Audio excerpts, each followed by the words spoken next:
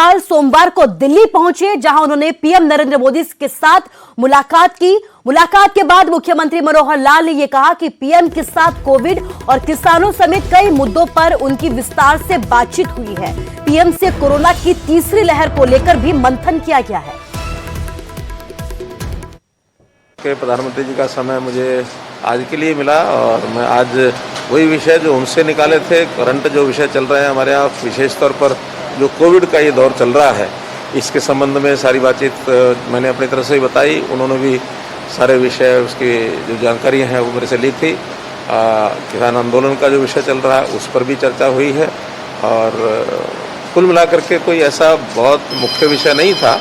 इस विषय को ये कहना चाहिए कि एक औपचारिक तौर पर काफ़ी समय के बाद आज मेरा मिलना हुआ है और सारे प्रदेश की जानकारी जो उन्होंने जानना चाहिए वो भी मैंने बताई है और जो अपनी ओर से बताना था वो भी मैंने बताया, उसी प्रकार का जैसे पहले होम मिनिस्टर और प्रदेश के राष्ट्रीय अध्यक्ष जो हमारे हैं उनको बता के आया था, वही विषय आज। कोरोना के खिलाफ जंग में वैक्सीन एक बड़ा हथियार है, लेकिन वैक्सीन की किल्लत पर सियासत भी लगातार जारी है। सीएम मनोहर लाल ने वैक्सीनेशन पर केजरीवाल की सूझबूझ पर सवाल उठाए, तो वहीं दिल्ली के मुख्यमंत्री ने भी मनोहर लाल के फॉर्मूले पर यहां पर जमकर चुटकी ली है।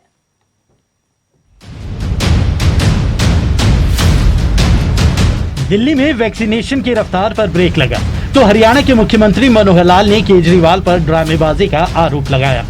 मनोहर लाल ने केजरीवाल को बकायदा वैक्सीनेशन का फॉर्मूला भी समझाया और बताया कि कैसे वैक्सीन संकट के बीच भी हरियाणा में काम चल रहा है। मैंने ये कहा कि जितना स्टॉक उपलब्ध है उसकी जानकारी उनको भी है, हमको भी है। जो स्टॉक उपलब्ध है उसके हिसाब से चलाएंगे, ज़्यादा अच्छा है। केवल राजनीति करना ये कोई अच्छी बात नहीं है। आखिर उनको हमारे से ज़्यादा वैक्सीनेशन के टीके मिल रहे हैं, परसेंटेज अगर लगाएंगे तो उनको, यानी जैसे मैंने बताया उस परसेंटेज के हिसाब से हमको अभी तक 74-75 लाख वैक्सीनेशन के टीके मिल जाने चाहिए थे, हमको भी 58 लाख ही मिले हैं। देश भर में जितना समान बंटवारे के नाते से उनको ज़्यादा ही मिल रही है, कब नहीं मिल रही है। कि मैंने कोई वैक्सीनेशन ना लगाने की बात बिल्कुल नहीं कही है और इसमें से अगर वो राजनीतिक कोई बातचीत के माध्यम से और कोई इशू बनाना चाहते हैं तो ये उनका स्वभाव है, वो करते रहे। इधर मनोहर लाल के वैक्सीनेशन फॉर्मूले पर केजरीवाल ने पलटवार का मौका नहीं छोड़ा। मनोहर लाल को नसीहत देते हुए दिल्ली के मुख्यमंत्री ने कहा कि जितनी जल्दी वैक्सीन लगेगी उतने लोग सुरक्षित होंगे। उनका मकसद वैक्सीन बचाना नहीं बल्कि लोगों की जान बचाना है।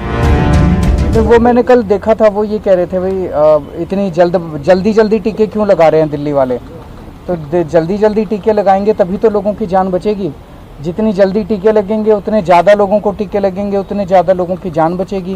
तो अपने को तो जल्दी लगाने ही चाहिए, इसमें गलती क्या है। आम आदमी पार्टी के साथ साथ कांग्रेस ने भी मनोहर लाल पर निशाना साधा। कांग्रेस के राष्ट्रीय प्रवक्ता रणदीप सुरजेवाला ने ट्वीट कर मनोहर लाल को निशाने पर लिया। इसमें कोई शक नहीं कि वैक्सीन की कमी के चलते कई वैक्सीनेशन सेंटर बंद हो चुके हैं। हालांकि वैक्सीनेशन को लेकर मनोहर लाल का यह तर्क लोगों की समझ से परे है। Bureau report, news 18 Haryana.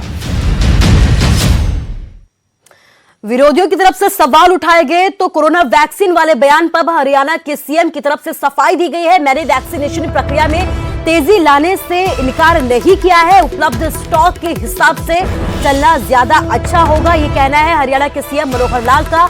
हर मुद्दे पर सियासत करना केजरीवाल की आदत है, निशाना भी साधा है। दिल्ली के सीएम अरविंद केजरीवाल पर मनोहर लाल ने दिल्ली सरकार पर सवाल उठाए थे। वैक्सीन की तेजी से खपत को लेकर निशाना साधा था, जिसके बाद ये पूरा विवाद शुरू हुआ है और इसके बाद अब हरियाणा के सीएम मनोहर लाल ने अपनी सफाई दी है। मैंने सिर्फ वैक्सीनेशन प्रक्रिया में तेजी लाने से इनकार नहीं किया है, बल्कि उपलब्ध स्टॉक के हिसाब से चलना ज्यादा अच्छा है, ऐसा मेरी तरफ से कहा गया था। लेकिन दिल्ली के सीएम अरविंद केजरीवाल की आदत है बयानबाजियों को करना, सियासत को करना, ऐसा निशाना सीएम मनोहर लाल की तरफ से साधा गया है। नहीं करनी चाहिए। मैंने ये कहा कि जितना स्टॉक उपलब्ध है उसकी जानकारी उनको भी है, हमको भी है। जो स्टॉक उपलब्ध है उसके हिसाब से चलाएंगे, ज़्यादा अच्छा है। केवल राजनीति करना ये कोई अच्छी बात नहीं है। आखिर उनको हमारे से ज़्यादा वैक्सीनेशन के टीके मिल रहे हैं, परसेंटेज अगर लगाएंगे तो उनको, यानी जैसे मैंने बताया उस परसेंटेज के हिसाब से हमको अभी तक 74-75 लाख वैक्सीनेशन के टीके मिल जाने चाहिए थे, हमको भी 58 लाख ही मिले हैं। देश भर में जितना समान बंटवारे के नाते से उनको ज़्यादा ही मिल रही है, कम नहीं मिल रही है। मैंने कोई वैक्सीनेशन ना लगाने की बात बिल्कुल नहीं कही है। और इसमें से अगर वो राजनीतिक कोई बातचीत के माध्यम से और कोई इशू बनाना चाहते हैं तो ये उनका स्वभाव है, वो करते रहें, उस प्रकार का हमको कोई चिंता नहीं। और अब बड़ी खबर आपको हिमाचल से बता रहे हैं। सीमा पर चीन की गतिविधियों को लेकर हिमाचल के सीएम ने बड़ा बयान दिया है। किन्नौर की सीमाएं चीन के साथ लगती है। सोमवार को शिमला में सीएम ने कहा कि चीन अपने क्षेत्र में इंफ्रास्ट्रक्चर को मजबूत करने में जुटा है। चीन अपनी सीमा में सर्विलांस बढ़ाने के लिए सड़क का निर्माण करने की कोशिशों में जुटा है। जिस ऊंचाई पर हम हैं उससे ऊंचा स्थान चुनने की कोशिश में कर रहा है।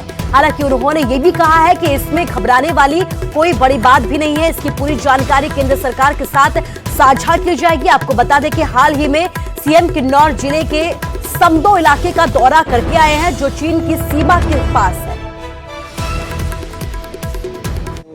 बॉर्डर पे हम गए थे, सेना के जवान हमारे वहाँ पर हमारी रक्षा के लिए सीमा पर बहुत कठिन परिस्थितियों में भी काम करते हैं। उनके बीच में जाकर उनको हौसला देना ये हमारा दायित्व बनता है। उस दृष्टि से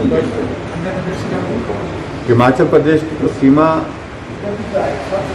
जो तिब्बत की सीमा के साथ लगती है, तिब्बत का अभिप्राय चाइना ही आज की तारीख में, लेकिन उसके बावजूद ऐसी कोई बहुत बड़ी बात इस तरह की तो नहीं है। लेकिन फिर भी चाइना अपने यहाँ आकर के अपने इंफ्रास्ट्रक्चर को स्ट्रेंथन करने की कोशिश कर रहे हैं। ये एक बात सच है और जिस बात को लेकर के हम केंद्र में जानकारी देंगे, निश्चित रूप से जानकारी देंगे। और कुछ रोड की एक्टिविटीज़ उनकी चली है, वो सर्विलांस के लिए वो अपने लिए सुविधाजनक स्थान की तलाश रहे हैं। तो उसमें हमने देखा कि एक्टिविटी रोड की चली है जिसपे वो जिस हाइट पर हम हैं उस हाइट से ऊपर जाने की कोशिश कर रहे हैं। क्या वो उनके क्षेत्र में है या नो मैन? उनके क्षेत्र में।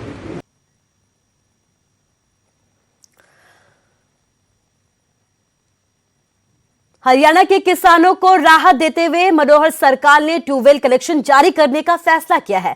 सरकार ने 7 नई मोटर बनाने वाली कंपनियों के सैंपल भी शामिल किए हैं।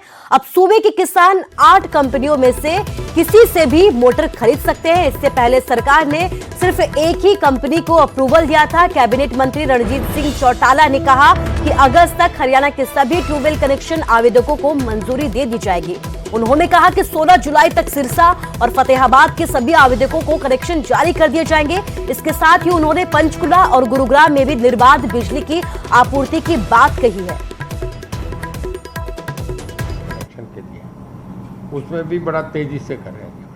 आज सिरसा और फतेहाबाद के 2 जगह के लोग बुला रखे थे, जिसमें हम आप ये समझो कि 15 जुलाई तक सब कनेक्शंस कंप्लीट कर देंगे जितने ट्यूबवेल के पेंडिंग थे। दोनों जिलों में सिरसा और फतेहाबाद। वहाँ एक पेश कंपनी थी जिसको दिया हुआ था, तो नहीं 15 जुलाई तक सब कनेक्शन हम कंप्लीट कर देंगे। जिन लोगों ने पैसे दे रखे जिनके जमा है वो मतलब ये बड़ा एक रिकॉर्ड टाइम में होगा। पूरे प्रदेश के सर है जी, नहीं पूरे प्रदेश के कर रहे हैं, वो भी हम समझो कि 6 महीने में सारी जगह की कंप्लीट करने हैं। हरियाणा कांग्रेस ने प्रदेश सरकार के खिलाफ मोर्चा खोल दिया है। करनाल में कांग्रेस कार्यकर्ता थाली बजाते हुए जिला सचिवालय में पहुंचे और करनाल से विधायक प्रदेश के मुख्यमंत्री मनोहर लाल और सांसद संजय भाटिया को जमकर घेरा। कांग्रेस का ये प्रदर्शन मरीजों को समय पर ऑक्सीजन बेड न मिलने को लेकर किया गया है। कांग्रेस ने सरकार से तीखे सवाल भी पूछे हैं कि मंत्री सांसद कहां थे और ये भी कहा है कि उनकी तैयारी कहां थी, जिसको लेकर वो बड़े बड़े दावे करते थे। कांग्रेस ने आरोप भी लगाया है कि बीजेपी और जेडीपी सरकार ने जनता के लिए ग्राउंड पर रहकर काम किया होता तो इतने लोगों की मौत न होती।